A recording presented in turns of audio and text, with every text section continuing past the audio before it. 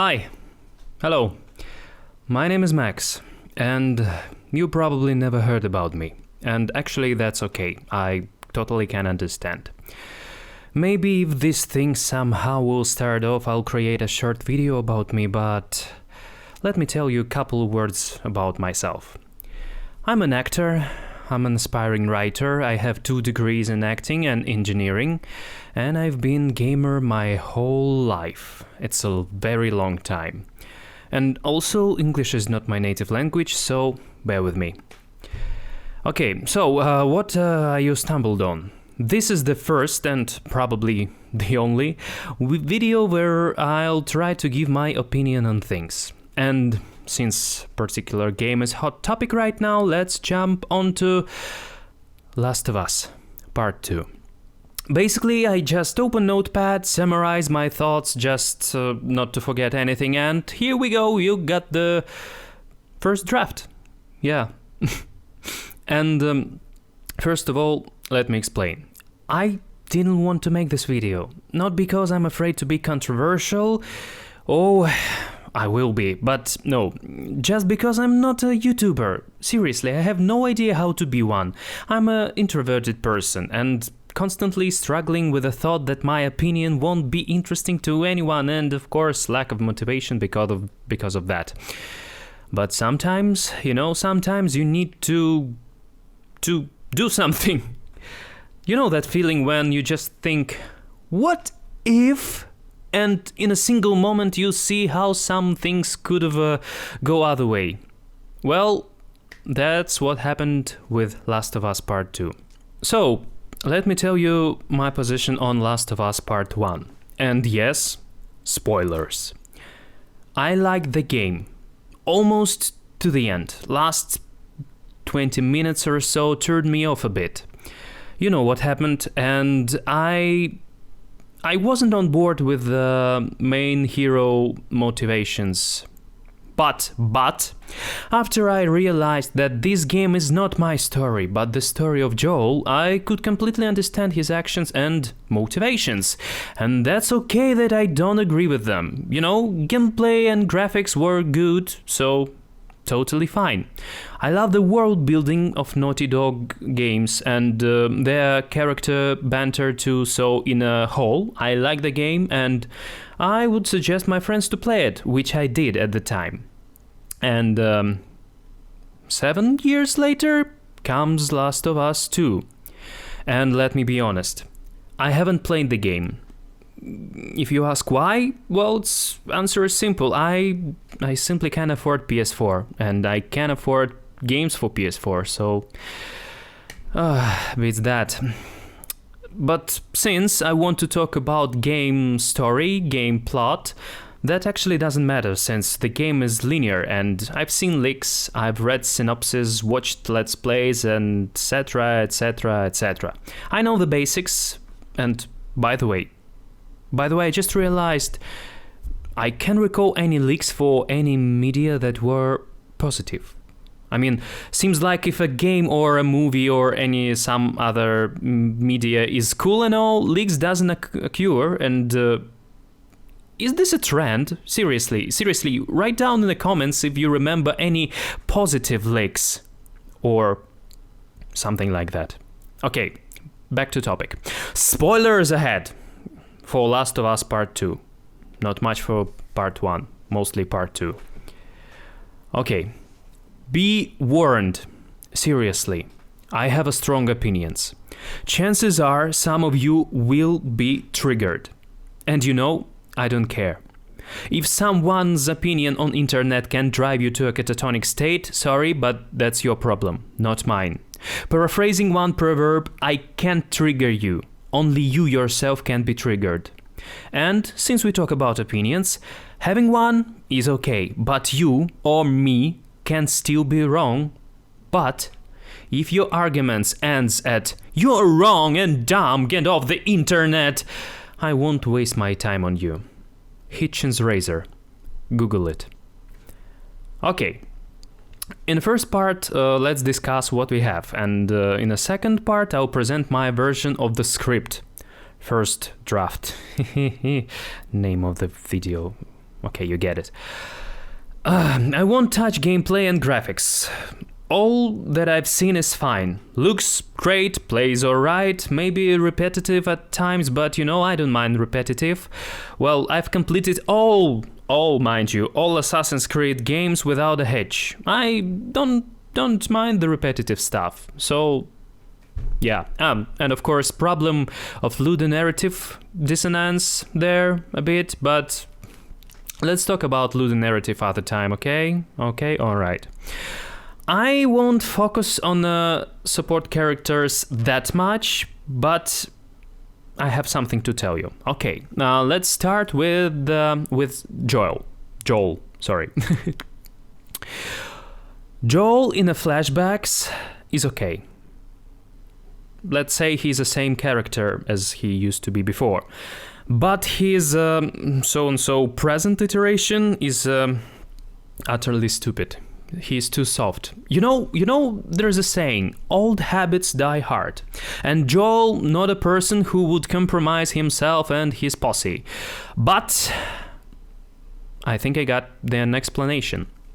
Okay, his motivation is a nod to a modern generation of Facebook and Instagram, generation which freely can tell you about everything they do, where, when, and how they do it. Generation that trust their phones more than their friends. Just think about it. Your phone probably knows your login to your email account, Gmail account, Facebook, Instagram, and so on. Do your friends know your login accounts? Thought so. I remember time when internet wasn't a thing. Yeah, I'm that old. When you have to use your own brains to assess the situation. No Google, no Alexa, just your own brains. And assuming that Joe is my age, more or less, in the beginning of The Last of Us Part 1, he would have the same mentality. His actions in second game is utter nonsense. So that's what I want to say about Joe in the game. His brother probably should be the same mentality. I've got a brother and we are more like think the same.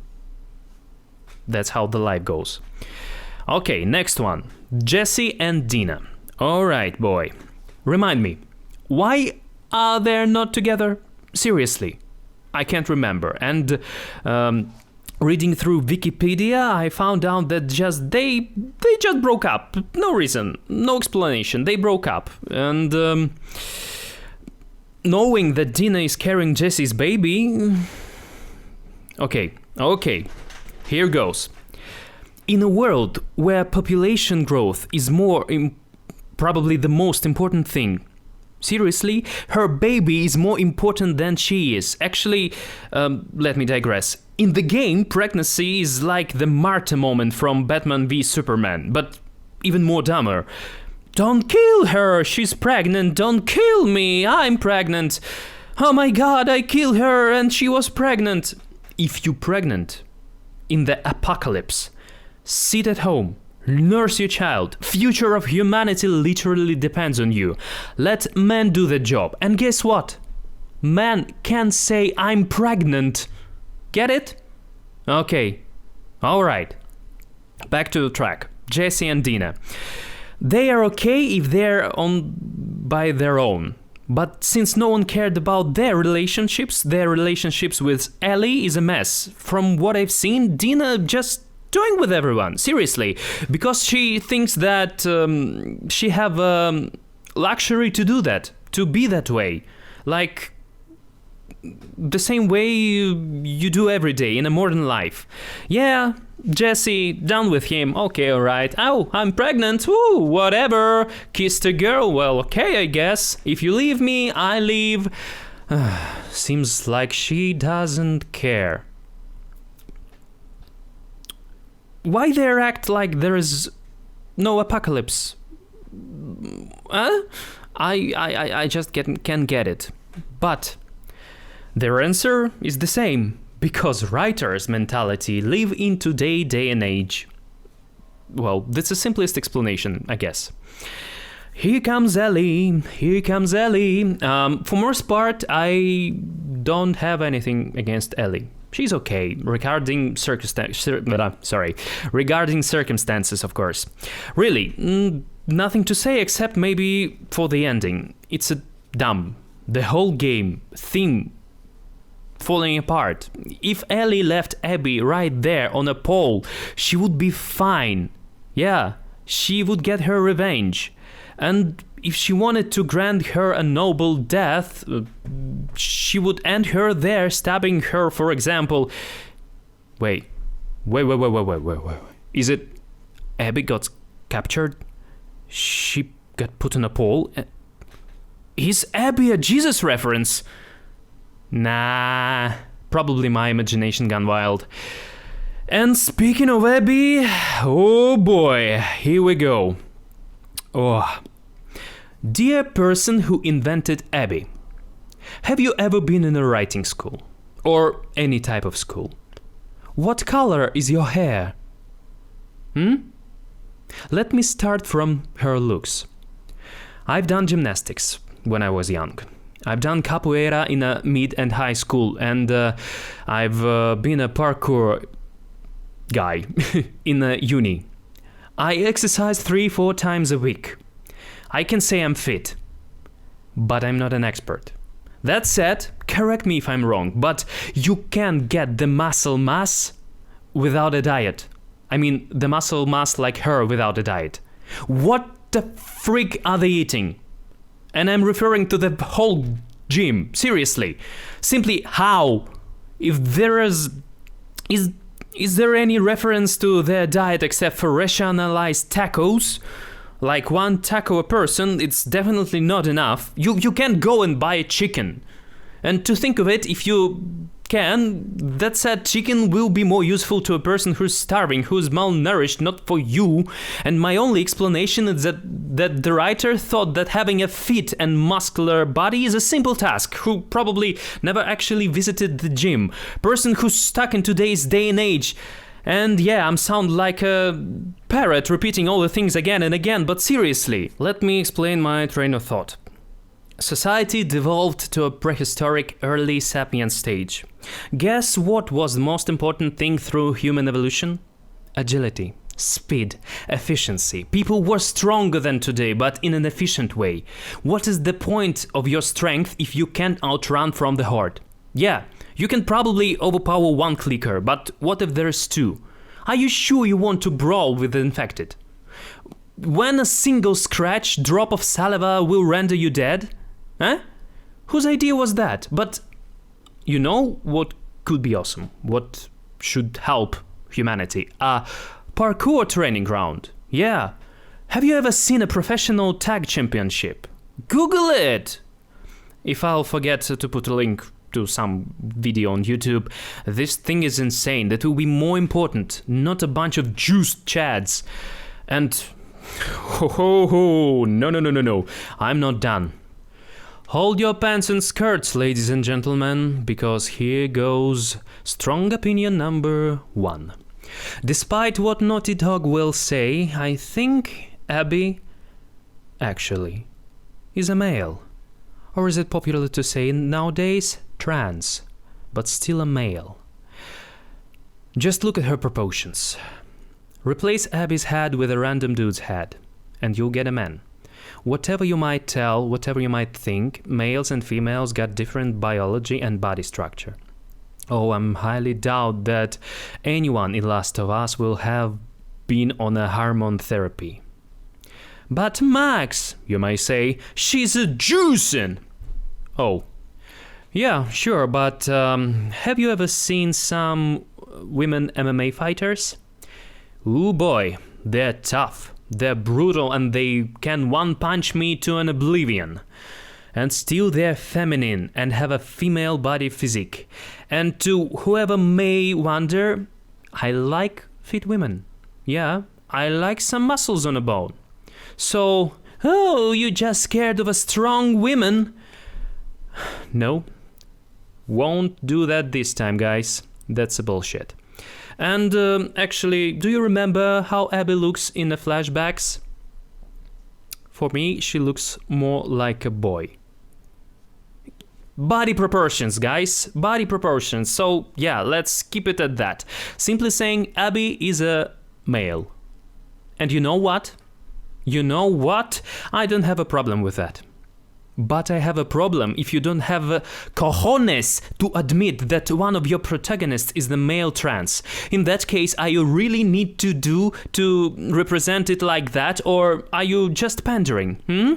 I'm asking, seriously, are you afraid to admit that because that will, for example, upset fans or make your game unmarketable? Can you answer? Yeah, I thought so. So much for your inclusivity. Let's talk about something else. Your actions and motivations. Seriously, if someone can understand why people dislike Abby, I have a bad news for you guys. Your IQ might be double digits. Abby kills beloved character brutally, without remorse, mind you, and go off with her day as seen in her part of the gameplay, like nothing happened. And you still can see what's wrong? No? Oh, let me give you an example and prepare. That will be a strong one. Imagine a modern day and age, someone will approach you and say, "Hey bud, hello, I have a new game for you." Okay, you say. "You will play as Adolf Hitler." Wait, what? Yeah, he is a great artist. Yeah, but yeah, and also kids adore him. Yeah, but he killed millions. But he loved dogs. Nope, still Hitler. Do you see where I'm going with that? You start your story with a big no-no, and whatever you do in a course of a game wouldn't redeem what you already done, especially if you don't have any repercussions or struggles because of that.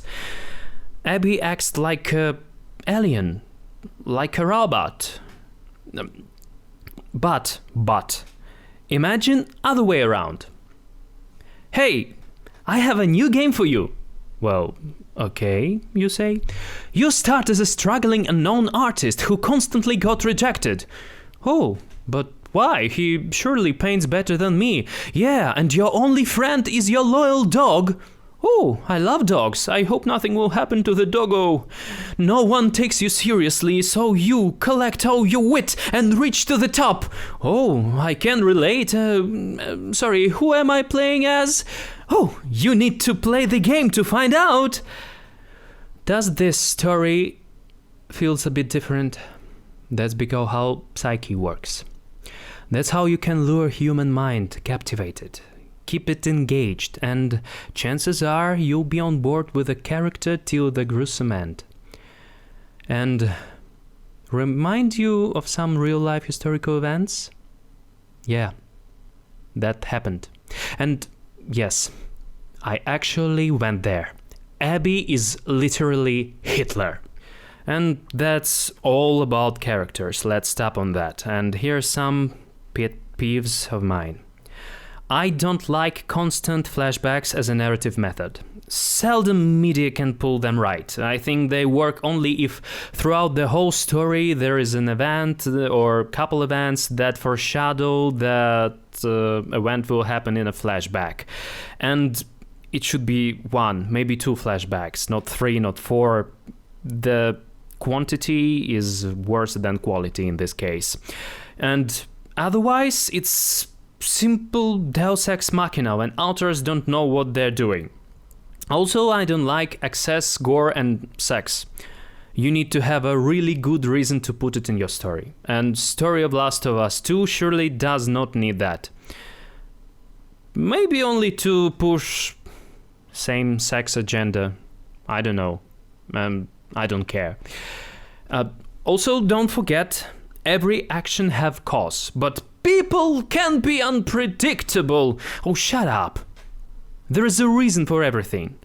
Good writer can explain every action. Bad writer will say, "Oh, well, people are so unpredictable." That's bullshit. And the last thing.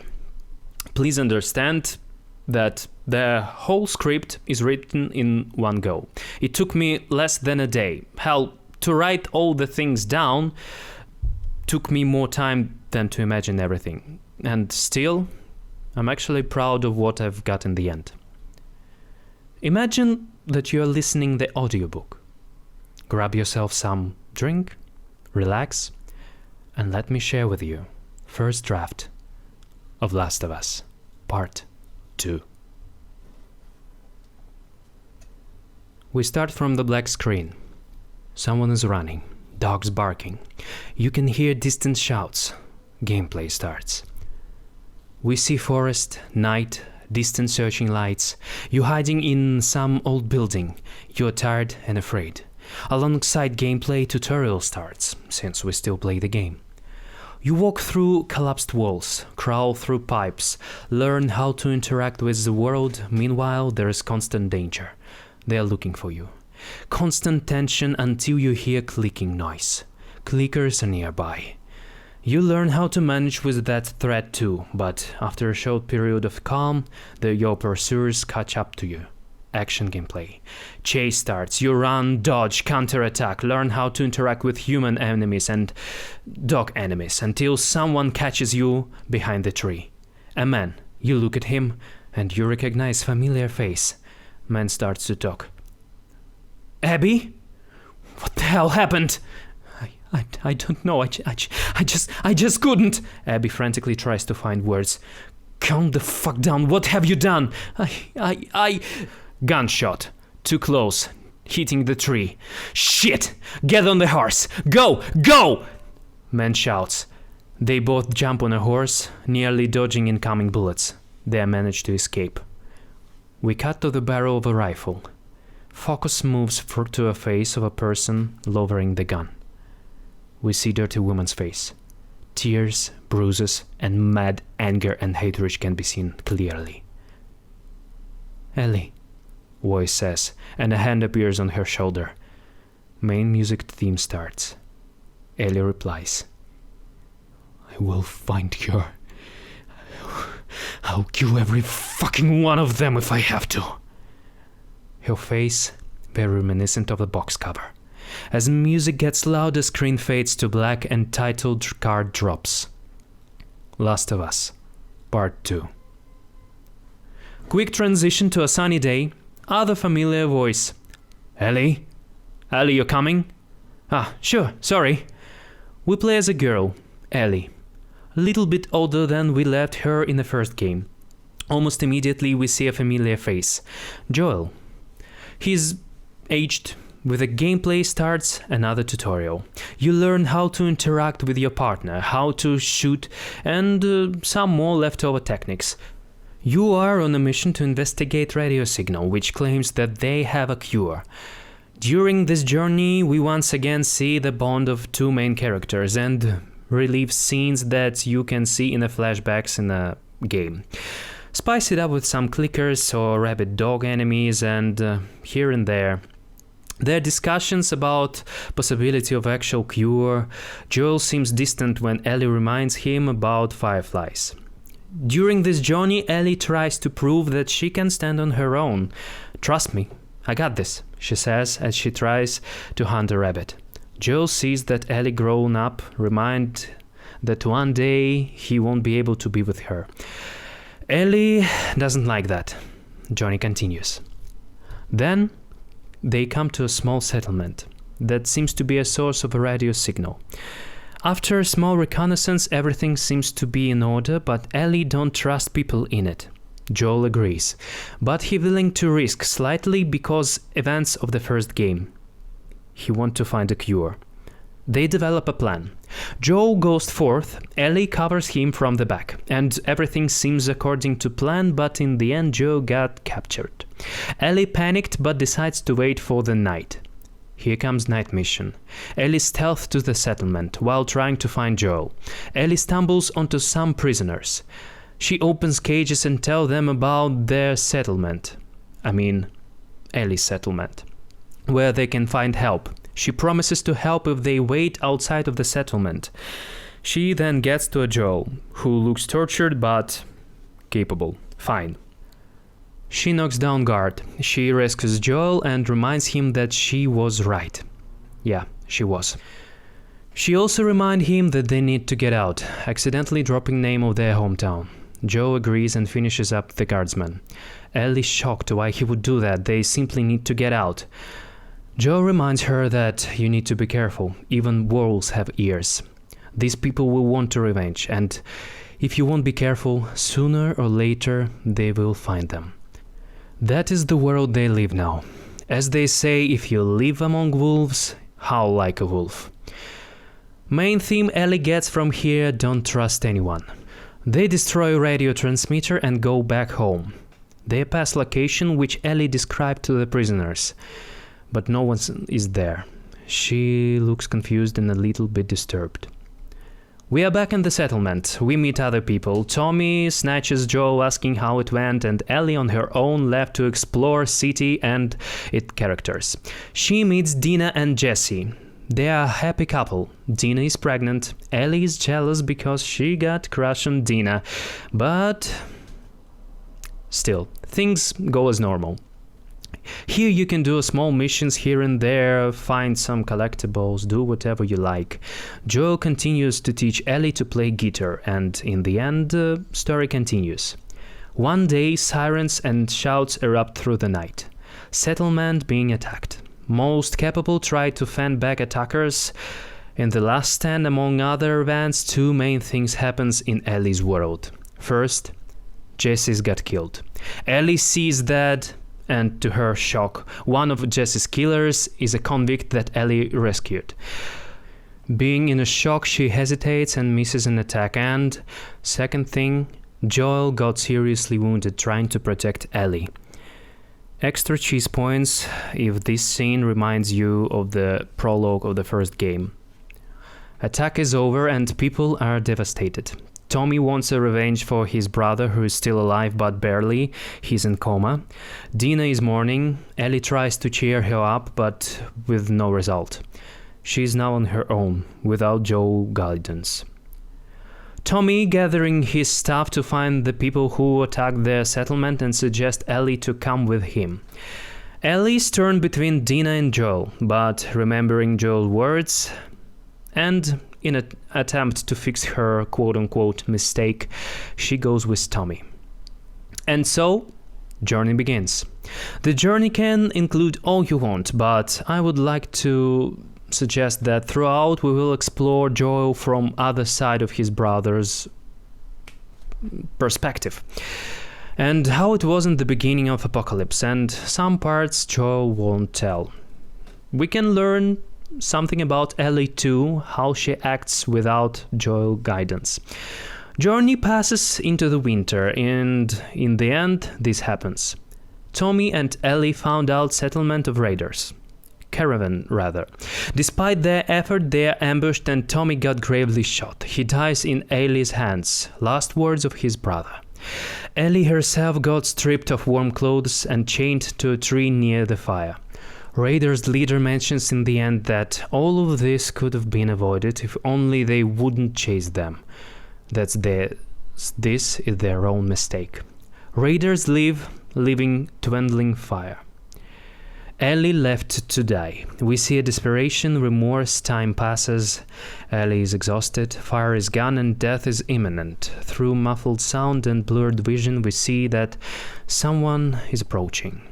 Last thing that Ellie sees, a woman. From the beginning, Abby. Fade to black. Once again, sound of a forest. Someone calls, "Dad? Dad? Dad, where are you?" We start with almost the same cutscene premise in the game. Abby is with her father. They rescue Zebra. All good and well, but also you see that Abby is following her father's steps, learning how to be a doctor. Know a lot about medicine. She helps him in a hospital. You can see that a lot of people depend on Abby's dad, and she proud of him. Time passes. During one ordinary hospital shift, someone calls for Abby's dad. Sorry, I really can't remember his name. Something serious. Abby's eavesdropping bits of dialogue, something about a man and a cure. That's all that she can hear. She sneaks to the room where she sees a man in his 50s, gray-haired. She looks at him in a complete silence. She have a couple of seconds before someone pulls her out of the doorframe. That's her dad.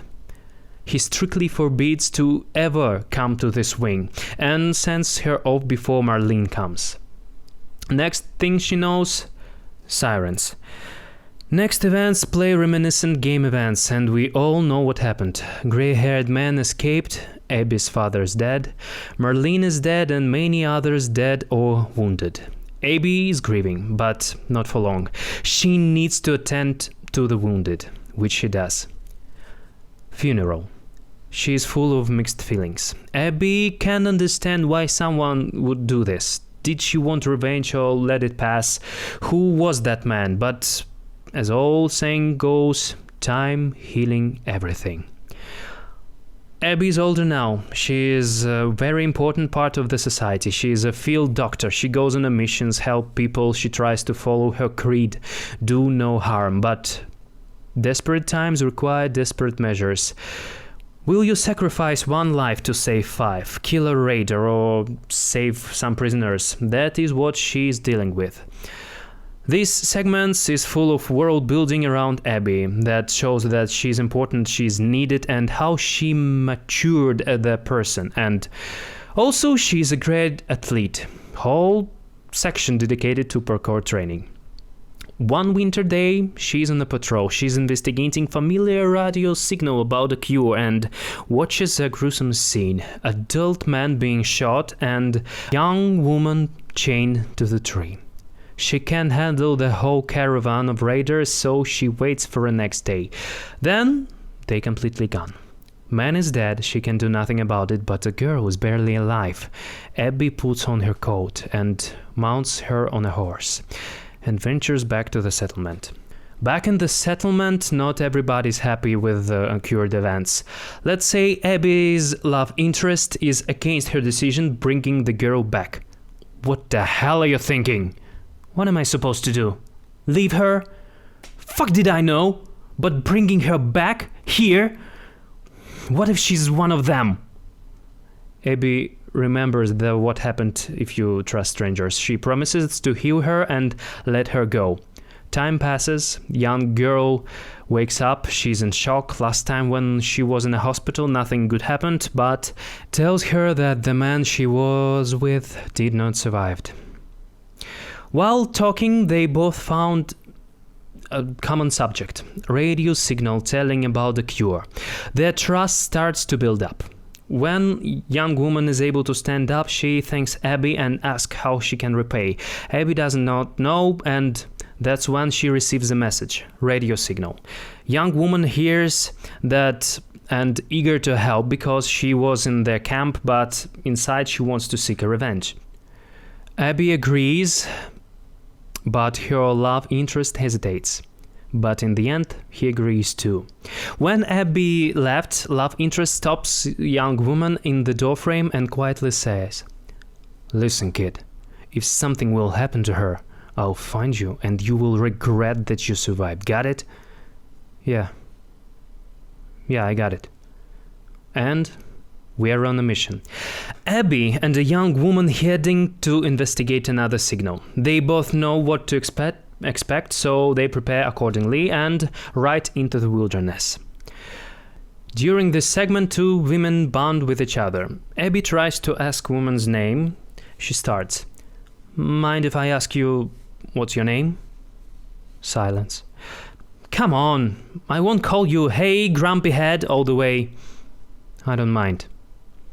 "Okay, as you say so." They change the subject. Trust needs to be earned. They talk more. At last they talk about their fathers. They sit near the fire. Abby tells what a good father, a good doctor he was, but one day some maniac they trusted killed him. Young woman tells that her father is almost died because of her trust in some stranger. They both silent. Young woman finally says, "Ellie." "What?"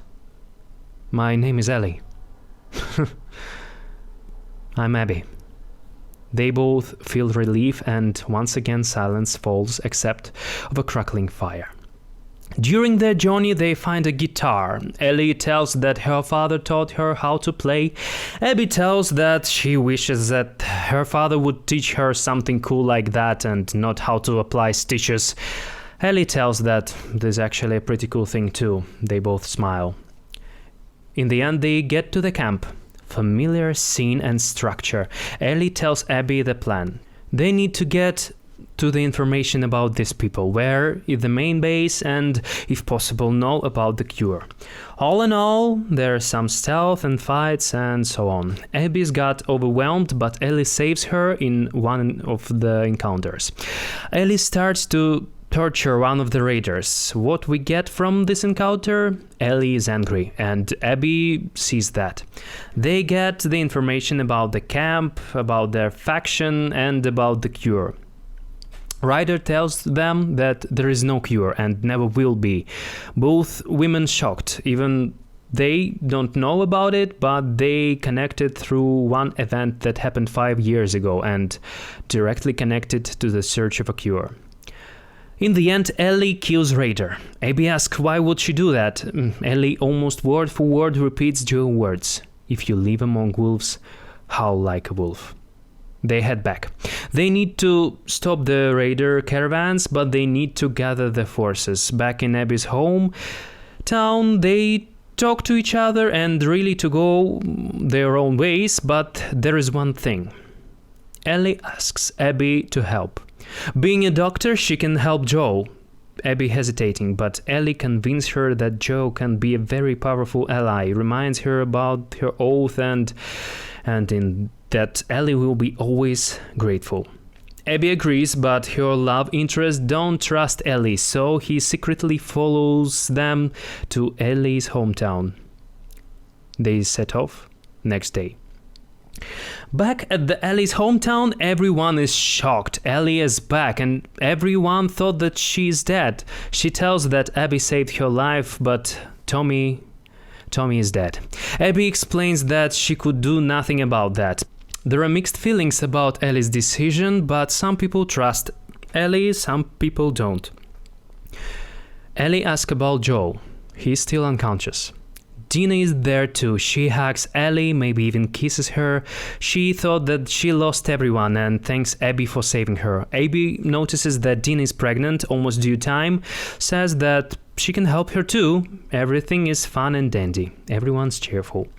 Before attending to Joe, you explore the town a bit, talk to people, and you can see that not everyone on board with you. Evening. After a bit of a rest, we stumble upon our characters on some welcoming party, but Abby and Ellie step aside. Abby tells that she doesn't feel welcomed here and she better will start to do things that she promised and go back to her hometown. Ellie agrees and guides her to Joe's room. It's quiet. Nurse sleeping at the register. Ellie guides you to the door. She slowly opens it. You see a man. In his 50s. Gray-haired. You look at him in complete silence. Only a couple of seconds until Ellie asks, "Do you need something? We have gloves, bandages." You can't hear her. Her voice is muffled. All those years you thought you forgot, but you couldn't. Yeah, I need all of it. Okay, be right back. Ellie leaves. You close the door from inside and come closer to the Joel. Fade to black. We switch to the Ellie's perspective. Hey, wake up! Nurse wakes up. I need some supplies. Can you bring it to the Joe's room? Nurse nods. You march back to the room where you left Abby. Still silent. You try to open the door, but it's locked. What's going on? You call for Abby, but she doesn't respond. You try to knock out the door, you burst into the room and immediately get attacked by Abby. You knocked out and Abby is gone. Moments later, Nurse tries to wake you up. Your first thought, oh my god, Joel! You jump to him. There's a pill on his chest. No pulse. You scream. Tears. Screams again. Nurse tries to calm you down. You push them and run after, burst into the party to alert everyone about what happened. Everyone is shocked. Some immediately blame you for what happened. You lead search party. Finally, you get her in your sights, but unable to calm down, and you miss. Ellie? Voice says, and hand appears on her shoulder. You reply, I will find her and kill every fucking one of them if I have to. You go gather supplies. You know where is her base. You know her hometown layout. You will kill her. Dina approaches you. She tries to calm you down. You angrily push her away. You are alone from now on. You can't trust anyone. Time goes, you get to the Abbey settlement, and notice that the settlement on high alert. You wait for the night, and this is where the most brutal segment begins. You try to find Abby, killing everyone on your way, people who helped you, who thank you, and who just became obstacles. You won't spare anyone until you get to Abby's love interest. You torture him. Ask, where's Abby? He's saying that she took some supplies, jumped on a horse and ran from the town because she knew that you will come for her. She didn't want to put the town in danger, but what she didn't knew that you are crazy enough to try and take the whole town down. In the end, you kill Abby's love interest. You need just one clue, one direction. You search for stables, and there you find a vague clue. Abby headed south. You take a horse and go after her. Day later, you stumble upon caravan tracks that headed south as well. Chances are they know where Abby is. You follow them. Murky sunrise. You get to the caravan and you see roped people. Abby is one of them. She's beaten but alive. You knock her out, steal ropes, drag her to the shallow waters. Setting you see in the last segment of a game. Abby wakes up, but doesn't give a hint. She grabs some sharp stone. Luckily, shallow water covers her movements. Ellie stops, slaps Abby to wake her up. Abby wakes up and wonders why she's still alive. You tell her that she doesn't deserve quick death. Abby asks what happened with her friends. Your answer is something akin that she will need to find a new friends. Abby's blood's boiling up. She screams that they have nothing to do with that you are a monster. You point a gun to her head. You ask, who is Abby then? Who is she who kills an unarmed innocent man? He is not innocent, she replies. That man killed her family, her friends, for what? For helping him? And Ellie is the same. Seems apple falls not far from the tree. That's it. You kick Abby head underwater, but that's exactly what she wanted. Abby just needs a little bit more time to cut through the ropes. She kicks Ellie, and she drops her gun somewhere in the water. Final battle. Brutal. Merciless. But is it really worth it? Punches, kicks, blood, mud. Fingers got bitten if you want to. Ellie got stabbed. They both tired and wounded. Ellie finds a gun in the water and shoots. Silence. Abby falls down with a wound in her stomach. Ellie collapses near her. Abby tries to talk. I didn't want it to be like this. I just couldn't. I thought I could forgive, but I'm so sorry. Ellie stands up. She says, "Your sorry won't bring Joe back." I know. I know I shouldn't have been smarter. I should have declined. If only I've declined your request. I really wanted to help. I'm sorry. I'm so sorry. Yeah. Me too. On the brink of tears. Both of them. You know, in other circumstances we could be friends. Ellie looks at Abby. She could really use a friend right now. Yeah, Ellie says. We could. Ellie takes her gun and points to Abby's head. Silence. Fade to black. Title crawl. Music plays. After titles, we hear a gunshot. Ellie wakes up in a hospital bed. It's her hometown. She finally can freely walk again. She sees Dina, but Dina pretends she doesn't see her. That's the last draw. Ellie is completely alone. She packs her stuff, takes guitar, tries to play, and manages to play simple chords. Even starts to sing.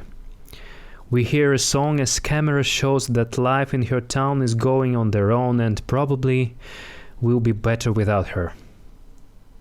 Ellie gets her backpack, leaves guitar, mount a horse, and without saying goodbye, she ventures off, never to come back. Game ends. For real this time.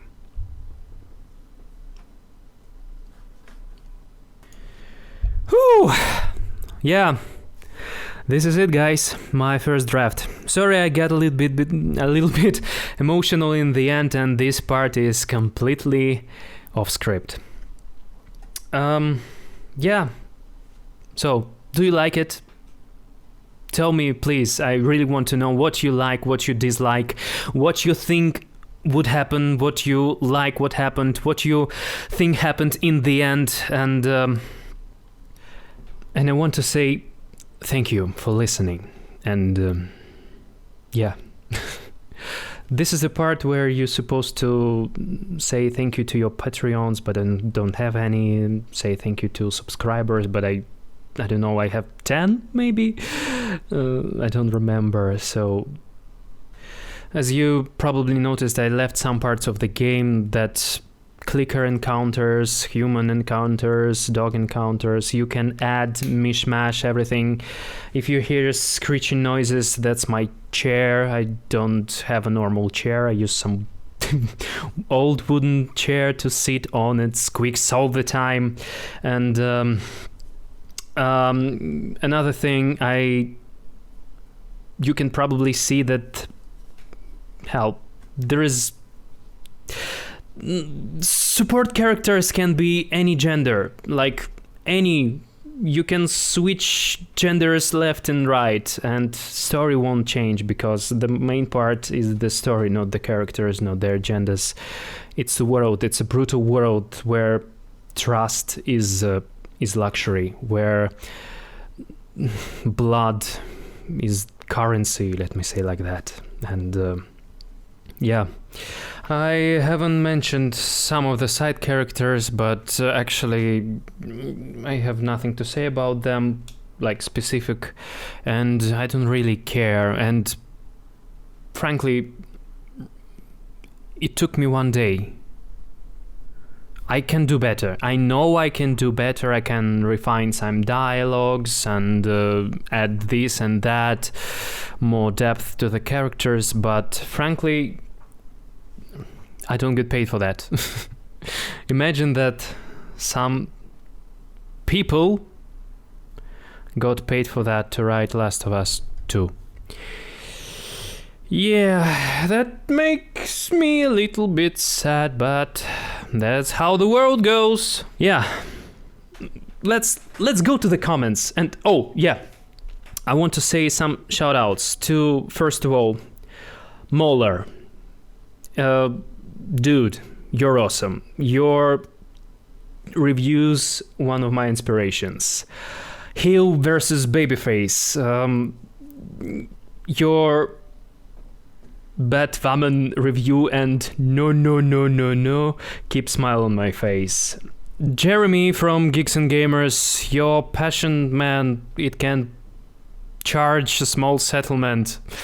Never change, man. Never change. Mr. H Reviews. Good luck with your movie, man. Seriously, I wish I can do something like that. Good luck. Big luck with that. And many others. If any of you can somehow reach to them, and I really want to know their opinions, and if you have a podcast, I would love to talk to you, because that's yeah. I like to talk about passionate stuff that I feel passion to. Yeah, I guess that's it. Thank you very much. I will never finish this video, and if you like that, subscribe. I won't insult your intelligence. You know how to subscribe to a YouTube channel, and if you really like that and want to know my opinion on some other media, let me know. Seriously, I would love to do something else if it really matters. That's my sincere opinion. Hope you like it. Have a good day. Stay safe. Max out.